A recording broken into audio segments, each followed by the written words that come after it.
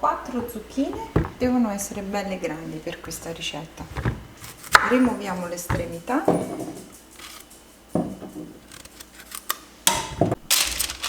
Prendiamo la placca del forno.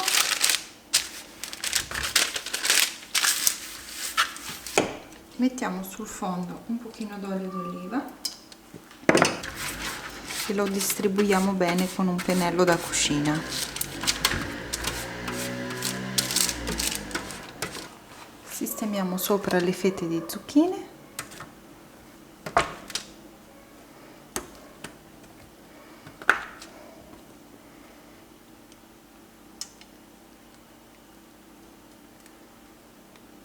Spennelliamo bene perché in questo modo la cottura è molto migliore, perché l'olio è un conduttore di calore.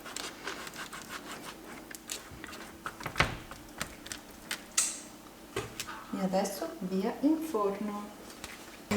Questo è il risultato dopo 15 minuti in forno a 220 gradi del mio forno. Se il vostro è troppo potente bastano anche 10. Prendete 200 g di salmone affumicato e farcite le vostre zucchine.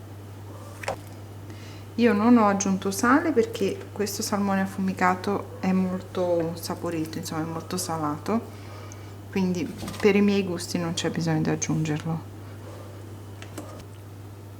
Così.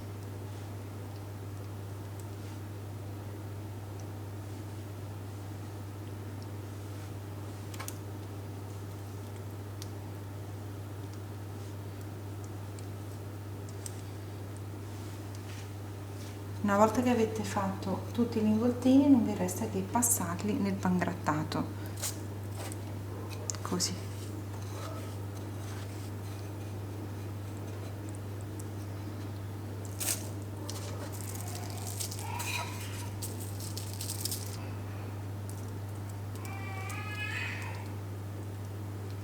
E ora li ripasso nel forno.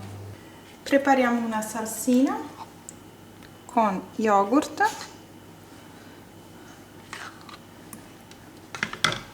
un pizzichino di sale,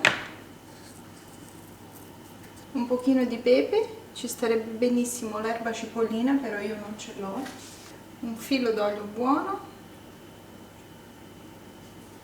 e mescoliamo.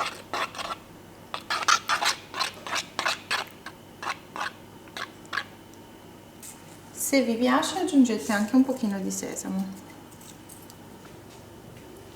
Non dobbiamo fare altro che impiattare.